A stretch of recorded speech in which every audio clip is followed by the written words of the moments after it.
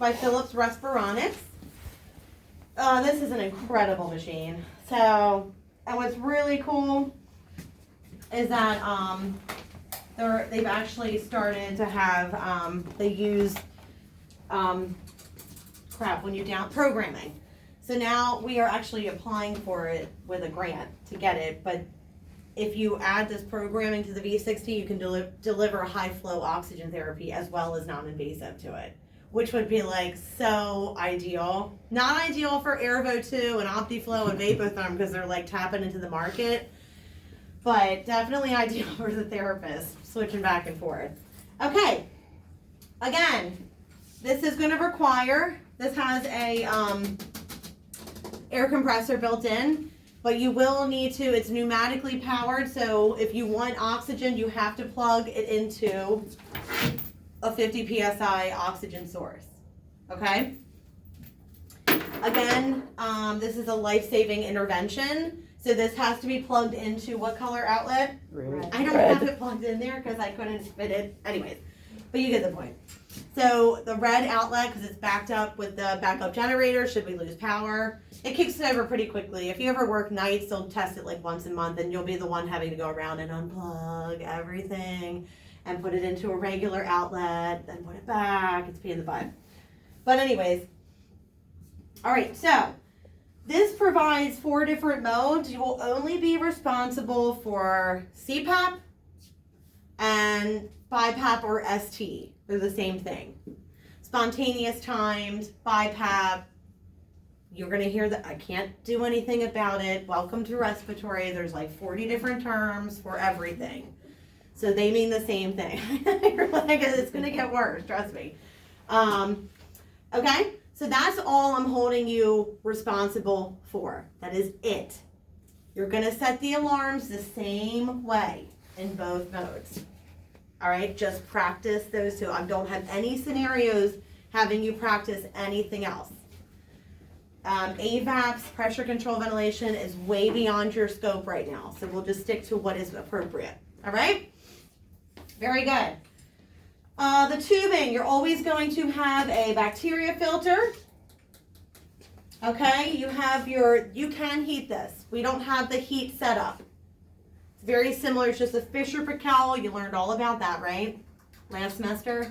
It's like a Fisher-Paykel setup. It's a blue circuit. One little piece goes to the Fisher-Paykel heater, and then a blue tube goes to the interface. And you choose the heat. Okay? But we don't have that capability, but just in case you see it. And it's typically not going to be offered unless the patient has a tracheostomy and a bypassed upper airway, or the patient is just like, can't deal with it. That would be me. And you switch it over to heated. Okay? So you're going to have a exhalation valve. They may look different depending on the circuit, but essentially what this does is it allows, when the patient exhales, it allows CO2 to diffuse out of the system. Oxygen molecules are too big. I don't know how it happens, so please don't ask me. I don't know. Okay, but I know that's what happens. All right? You have to have some way that the patient can exhale. All right, this is the most standard way, is the exhalation valve. Makes sense, right? Okay. Pressure tubing right here. It's like the little skinny clear line, and that's going to come up. Oh no, that comes up here, and that's measuring pressure proximal to the patient. Okay. All right. Any questions about the setup? Cool. Okay.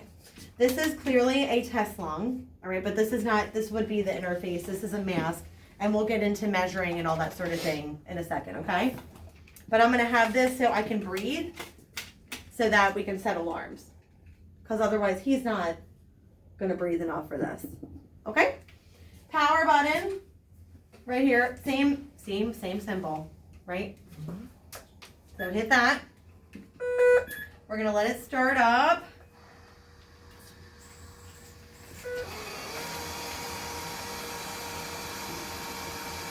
I'm just putting it into standby. Okay, because otherwise it's going to scream the whole time. Alrighty, so you're going to see down here you have your different tabs. This is the current set mode that you're in. Alarm settings, we'll get to that. I'll show you exactly how to set your alarms. The modes that are available, again, the only ones that I want you to worry about are CPAP and ST. That's the same as BiPAP, okay? Menu, it deals with your alarms, event, and don't worry too much about this right now. It's gonna have to do with the brightness of the screen, locking the screen, that sort of thing. And then standby, which we'll put it into standby, which is what I just did. But you have to make sure it's not hooked up to your patient, okay? And it has like a safety feature. I don't generate enough pressure, but once the patient starts to pull, if you're in standby, it should automatically activate into the mode, okay? Very good. Any questions? Okay. The mode depends on your patient's problem, right? Why do we use, thank you. Why do we use CPAP? For what? Obstructive sleep apnea. Well, yes. But mostly, but that's good. But mostly in the hospital, what are we using it for when it's continuous? CPAP. CHF. What, nope. It's very specific. They either have this issue or this issue. The Sleep apnea. apnea. We're talking, they could have apnea, but this is more like in a critical care setting, what you're gonna see in the ICU, the IMC. Atelectasis. You need to provide positive air replacement. COVID patient who has an ARDS, they have been used. Good thought. There's CPAP and there's BiPAP. Why would we choose CPAP over BiPAP? The hypoxemia issue. Ah, You're there you are. ventilating. All right, so CPAP is for oxygenation issues that doesn't respond to O2 therapy. That's called refractory hypoxemia. It's not responding to your venting mask. It's not responding to your nasal cannula, to your non-rebreather, to your high flow nasal cannula. So then you would do CPAP specifically. When do we use BiPAP or ST? When they have a ventilation issue. Excellent. So they are hypercapnic. They have a respiratory acidosis. Don't try and play the card because I taught you classifying blood gases, so I know that you know them. All right. So if this is a metabolic acidosis, can we fix it with BiPAP? No. It's a metabolic problem, right? They have a respiratory acidosis. Can we fix it with BiPAP or STE? Yeah. 100%. You have to get a blood gas to determine this. You can't just necessarily look. It's not good practice. Because you can blow off too much CO2 and cause a whole other host of issues and making someone alkalotic. Does that make sense though? Mm-hmm. Cool. BiPAP helps to improve oxygenation status too, right? You can, but you can't choose it unless there is a ventilation issue as well. Ventilation is the main key there. So you have ventilation. So yes, of course, there could be secondary hypoxemic issues, but primarily there has to be a ventilation issue to use spontaneous time or ST or BiPAP. Good question. Okay? So CPAP is for oxygenation issues. BiPAP is for Ventilation. Awesome. So we're going to start with BiPAP because it has the most settings. Okay? So I went into modes. Hold on. Cancel. And ST. All right? And it brings up my playground. You have your IPAP, you have your EPAP. IPAP goes in during inspiration. EPAP is applied during expiration. The patient actually has to breathe against that pressure. Okay? A good place to start is 10/5. There is no magic number. But you don't want to put someone or cause hemodynamic compromise because you're starting with like 20/10. It's not a good place to start. 10/5 is good and we'll go from there. Okay? Make sense? FiO2, same as the high flow nasal cannula, you're either going to match or go a little bit higher than what they were on because most likely they don't need the oxygen. They need the positive pressure to pop open their lungs. Okay? Whether they're shunting, there's a pneumonia, there's an exacerbation of CHF and pulmonary edema, I don't know. There could be a whole host of things going on. but most likely they need the positive pressure, not that high oxygen. Okay? Make sense? Yes. So the way that say, I'm going to go through all the settings and I'll show you how you set them. Okay? The rate. This is not, if they go apneic, that this is going to breathe for them like a what's happening? Like a ventilator. No, that's not what that's meant for. The patient goes apneic, this is not appropriate. I don't care what anyone tells you. You're going to intubate the patient, point blank period. You're going to hit the code button on the manifold. That's that. Okay? What this does, the rate is a backup rate to help boost the minute ventilation. So I set it between 6 and 8. And what happens is when their spontaneous respiratory rate drops down to that number. So I have it at 8. So if their spontaneous rate drops down to 8 breaths per minute, the machine will start to deliver 8 additional breaths per minute that the patient is not initiating to help boost their minute ventilation. This happens when they fall asleep, because we breathe slower typically when we sleep. To kind of help keep that minute ventilation maintained and help keeping them from going into a worsening hypercapnic issue. Keep that CO2 consistent blow off. Does that make sense? So if you set that at 18 or 15 and a patient, so that means every time their rate drops down to 15, I don't even think I breathe that fast exercising. Do you know what I mean? I try and keep it slow because that keeps you from passing out. All right, so that wouldn't be very comfortable. So 6 to 8 is a good spot for the backup rate, okay? Eye time is always 1 second. 1. That will carry over into mechanical ventilation, always 1 second, okay? Rise time. This is simply, and this is in milliseconds, so this is a really kind of a hard concept to understand. But basically what rise time is whatever you have your IPAP set at, it's how it rises to that pressure. It can either be shoo, really, really fast, or shoo. Does that make sense? Mm-hmm. It's all on patient's comfort. This is not something that's going to be in your doctor's order. And when you play around with it, you can see the line change. It goes from 1 to 5. If someone's very air hungry, they may like 1 or 2. Real quick rise to IPAP. But if it's just someone who is not COPD retainer or something like that, they may be more comfortable with, 3. I like 3. I always start with 3, and I go from there, and I watch my patient. Let's see here. Ramp is always off in the hospital, period. This is more of a home care setting for obstructive or central sleep apnea. Ramp, you set it 5, 10, 15, 20, 25, 30, blah, blah, blah minutes. That's how long it will take to get to that IPAP in full force. We don't have that kind of time, right? So that is always off, okay? And then you have your FiO2. Again, you're going to match or go a little above what the patient's on. Sound good? So the way that you change these parameters is so delta P, is this sounding familiar at all? Yeah. Okay, great. Delta P is how much support you are giving your patient. It's the difference between IPAP and EPAP. So 10 over 5, what is your delta P? High. Excellent, excellent. That might not be enough for our patient. There's no way of telling until you put it on them. You're looking at chest rise. You're listening to see if you have good aerations, especially in the bases compared to before. And you're looking at their tidal volume, which you'll see in a second.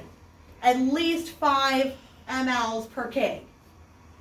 So if the they need... 2 is a humidifier with integrated flow generator. What the hell was that? Okay. That's of course out Oh. Oh my god, that scared the crap out of me. That's okay. I was like, am I losing my mind? Okay. Delta P. So 10 over 5. So you're looking at a bunch of factors. If 10 over 5, that delta P of 5 is not meeting it for your patient, you have to increase it. 2 to 5 centimeters of water. So say we're looking at our patient, we're still not getting good breath sounds with 10 over 5. We're going to go up. Let's say 12 over 5. Okay? So you're gonna hit the arrows to get to that and hit accept. That's how you change anything. It'll be easier to see when you're closer, I promise. All right? You want to go up on your FiO2. You can either use this. See how I'm like, it's like a touch screen and you kind of circle around or whatever. And then once you get to where you want, you hit the green check button. I don't like that. That's just me. But that might be, you know, like, that just might be your thing. I don't know. You can use either way. Neither one is wrong. It just depends on how comfortable you are with it, okay? Once you get to your settings and you're ready to go, activate. Okay? So now the patient's breathing. I'm going to show you how to put the mask on at the very end, okay? All right, so now see how the patient's breathing? This is everything your patient is giving you up here. All of this up top is your patient, okay? These are your alarms. Yellow is kind of a medium priority. Red is high priority, like there's no oxygen, or like it's, you know, disconnect, right? These are big things, high pressures. See how a line went through it? That means that it did alarm, but now it's resolved, okay? You have your waveforms here. They're not going to really mean anything to you right now, but this is pressure, flow, and volume, okay? Down here is what you set, what you're in control of. So feedback from patients, alarms and waveforms, and then your settings, okay? You put this on the patient, you're first and foremost going to assess what? The machine? Okay. What are we assessing first? The patient. Please look at the patient. Okay, your alarms can wait. There's an alarm silence button right there. Okay? Look at your patient, assess them, vital signs, color, SpO2. They're subjective. It's a little hard to talk with this mask on, but you know, right? Level of consciousness. Their chest rise. You're going to listen to breath sounds for aeration, right? Are the signs of respiratory distress dissipating or getting better, like AMU, retractions, diaphoresis, right? Then you're going to come over here and look at this. Okay? Make sense? Mm-hmm. So right here it tells you they are spontaneously breathing. Let me see if I can stop. I believe it says timed. So the rate drops down. So here's your rate. See how it said timed? So that's when the rate drops down below what you have it set at. Do you see how I'm not doing it? So that's how the backup rate works, okay? But you still want the patient giving spontaneous effort. Sometimes it's put and the exhale is keep changing, right? Yep, so this is a spontaneous breath. If it's a machine breath, it'll say timed, and it's orange. I think it was orange. Yeah, okay? This is the actual respiratory rate that you're getting from your patient, all right? Next you have your tidal volume, so you gotta do a little math. If they weigh 100 kilos, and we wanted at least 5 cc's per kilogram, what is the minimum tidal volume? There we go, 500. So we're at 564. Are we doing okay? Yeah, good. Minute ventilation, 8.5. What is normal?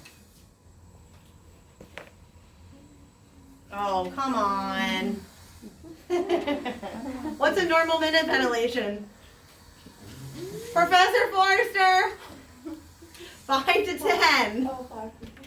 Thank you. What's the units of measure? Liters per minute. All right, let's brush up on that. Okay, very good. So you want to make sure that this is within, ideally within normal. It's 9.5, 8 point something before. Is that within normal? Oh, come on, we just went over it. What's normal? Yes. Yes, thank you. Yes. Is everyone awake? All right. So, PIP, you want that to match.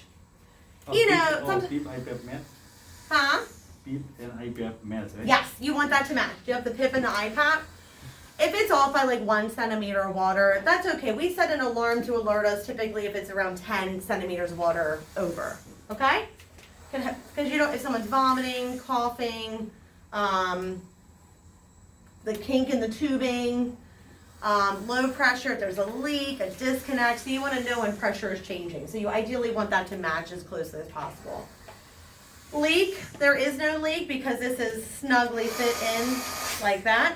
But when you have it on a patient's face, there's curves, or maybe an OG tube or an NG tube, etc. There's gonna be slight leaks. So 20 liters per minute is ideal. Okay? And it'll say it right here. Okay? Patient is triggering it 83% of the time. That's good. That means they're breathing. Okay? All right, you want to have that in like the high percentages. You want them to be breathing. TI over T total is, it indicates an increased or a normal work of breathing. You want it like around 33% or below. It's the amount of time they're in inspiration versus the total respiratory cycle. You know, it's okay. We'll learn more about that. But that's what, I'm just telling you for now what these indicate. And that measures, it's a measurement of their work of breathing per the algorithms in this machine. Okay? Sound good? Very good. So now we're going to go down and set alarms. This will be the same for CPAP too. Okay? Sound good? Mm-hmm. All right, so we're going to go to our alarm settings. Rate. So this patient's breathing 10 times per minute. Rule of thumb is about 15 over. So if they're breathing 10 times per minute, what would you set your high alarm at? What's 10 plus 15? Somebody knows. 25. Very good. Okay, very good. So you're gonna scroll it to 25 and then hit accept. Low rate. What's a normal respiratory rate? 12 to 20 breaths per minute. Yeah, so I would put it, you know, like 10, 9. You want to know when it drops around that, okay? So tidal volume is 1 to 200 above and below, okay? Hang on 1 second, let me get a good. So they're ideally breathing 461. We're just going to go with that. So what's 100 above 461? 100 to 200. 561. 561 or 361. Oh, below you Oh, said? no, the upper. Oh. Yeah, you're just one step ahead. So for the high So tidal volume, it's 661 1 to 200 above. So 461 could be 561 or 661. or 661, right? They're both right. Does that make sense? If you can't do exactly 61, does that make sense? You can just kind of round up. So we had said 561, so I'm going to go 565. Okay? Low. 461 was the tidal volume. 1 to 200 below, so 361 or 261. you don't want to set your alarms really below 200, or you want to know if that's happening. Okay, so you would kind of be a little conservative on that. So I'm going to do 361. And maybe they've gotten too much medicine. Actually, I have to do 365. Maybe they've gotten too much Dilaudid, right? Maybe they've gotten too much Percocet. Maybe they're sleeping. Maybe they are not doing well. But you want to know, okay? High inspiratory pressure. Your pressure alarms are set around your IPAP. 10 above. You can't usually go 10 below, so it's like 5 below. Okay? So our IPAP is 12. What are we going to set our high pressure alarm at? 22. 22. Low, it's set at 12. 7. So 7, 8, okay? Did I do it? Yep, okay, good. Okay. Are we good so far? I'm a little bit off. Why we are putting this? So high rate is 20 above, right? No, So 10 to 15 above. you keep Right. said 25 there, right? Yeah. At the time, I think it was 15. It's going to fluctuate. That's why we want to give them a little wiggle room. So when it reaches around like 25, then the alarm allows you. That's right. And there is an alarm cord. We don't have one, but it will plug into like the manifold, and that alerts the nurse's station and sometimes your device that you have, depending on where you're at. Okay? Minute ventilation normal we established is 5 to 10 liters per minute. So for a low alarm, I like to do like 4. Because we want to know if it's dropped below that normal range. Because it is going to fluctuate, okay? Low inspiratory pressure time, it's a timed alarm. It's similar to an apnea alarm. So you want that always at 20 seconds for an adult, which is set at. So always 20 seconds. And that's your alarms. These are how we protect our patients when we are not there. They're very important. Does it mean you're not going to see like really offset, obnoxious alarms? You sure will, but we're going to correct them, right? Good. CPAP is for what kind of issue? Oxygenation. So say the patient that we're now setting up has an hypoxemic issue, and that's not responding to O2 therapy, okay? This is not your first, remember we talked about an O2 therapy, that's where you start, low flow nasal cannula. If that doesn't work, we had said there's steps that you will take, well here we are. We're taking the step, okay? So you're gonna go to modes. In CPAP, there is only one pressure. Continuous. On the way in, it's this. On the way out, they breathe against it. So if it's 10 centimeters of water, when they breathe in, they get 10 in their face. When they breathe out, they have to breathe out against 10. Okay? Good place to start with CPAP. We don't know. We have to start somewhere is 5 to 10. If someone's already on high flow, that can be anywhere from 3 to 5 and they're not responding to it, I'd probably be a little more aggressive with them and go to 10. But if someone's just starting, I'd be like 5 to 7. You have to put it on them to see if it works, to assess them, to look at your values, okay? So we'll start at 8. All right? Now, ramp is always off. Thank you. Very good. Always. C-flex, always off. This is for the home. This is for a stable patient that's at home. Okay? When we're in the hospital, C-flex is off. It has to do with when they exhale, it slightly lowers the CPAP pressure. You probably have heard this, so it's more comfortable for the patient. We're not looking for comfort per se. We're looking to save a patient's life. So C-flex is always off. Good. FiO2, how do we set that? Same or higher. Same or a little bit higher than what they're on. Because remember, they don't necessarily need the oxygen. They're not responding to it. There's something else going on where they need positive pressure. So you don't need to be super aggressive with the oxygen. Okay? So same thing, put it on your patient, okay?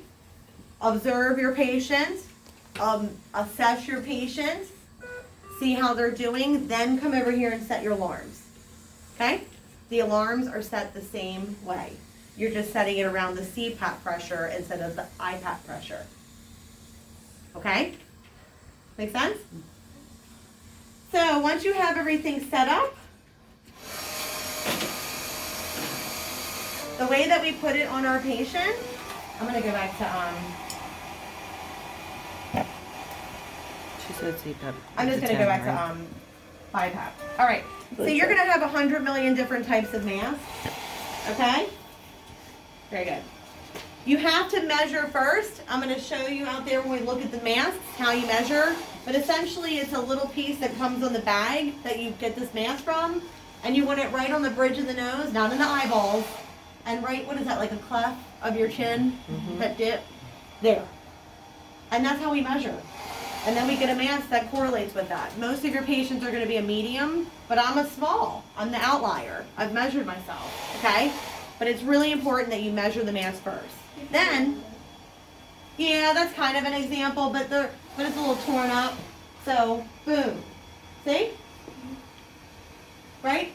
Cleft of the chin and the bridge of the nose. This would be all in his eyeballs now. Okay? So then you get your mask ready, and you might have to tighten these top straps up a little bit. There's going to be plastic here. Take it off. I've come in and there's been plastic up against the patient's head. Then I undo the bottom strap so it's hanging like this. Okay? So first I'm going to go into the patient.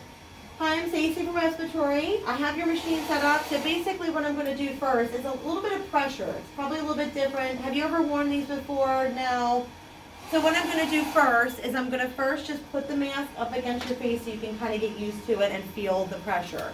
Then I'm going to adjust the straps, okay? All right, here we go. So, ready? Here we go. Good job. So I'm just going to hold it here, okay? Nice, slow, deep breaths. You're doing a great job.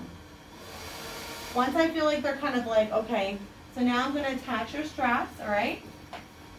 Can you lift your head a little bit for me? Thank you. Excellent. That goes up against the forehead. Okay. This is half the battle, trust me. Okay. Attach. Doing great. You could have somebody helping you. That's completely fine as well. He's got a large head.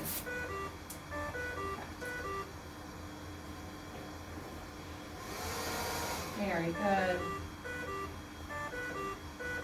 All right.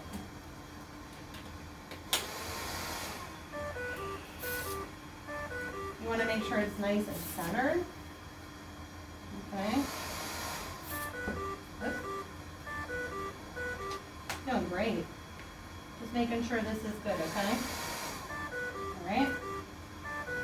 Excellent. This does not need to be smashed into your patient's face, okay? Remember, you can have a leak of around 100, I mean, that said 100, that's not right. That's at like 170, it just kind of came out. Around 20 liters per minute. If they have an OG or an NG tube in, don't expect to get below 40. It's impossible, okay? So you're not like, ugh. Literally, we are checking their face, especially if they've been on it continuously every 4 hours. We're looking for redness, for sores. If that is the case, you can use Juvederm is for wrinkles. Sorry, I'm like into that right now. So, what is it called? Duoderm. Duoderm. You can use Duoderm. There's something called like a gecko. Yeah, gecko. Okay, yeah. Or there's all these different manufacturers, but you can put it on to protect the skin barrier. You can also switch over to a gel mask, which is a lot softer on the patient's face. It's a huge deal, I'm telling you, and you're going to document it. People make fun of me, and I don't care, because I'm like, look, I am not in the business of, this is such an old mask. Okay? But you want the foam to be comfortably up against the forehead. These can adjust. It's actually a little bit more comfortable when it tilts out, okay? You don't want it to go under the chin. You don't want it to be in the mouth, in the eyeballs, okay? And then you're going to monitor your patient. So, does that make sense? I'm going to put it into standby, okay? There we go. I might just need to turn it off for now. Okay, very good. So practice putting, so this station is for setting up and practicing scenarios as well as practicing putting the mask on the patient. Outside is just going to be hooked up to a test lung. The focus is more on settings and alarms. And then in the other room you have your high flow nasal cannula, and on the bedside table there's I think 5 scenarios to practice setting up. So that's really what we're going to focus on right now. Again, do not worry about the post lab. You have until Friday, end of day, to do it.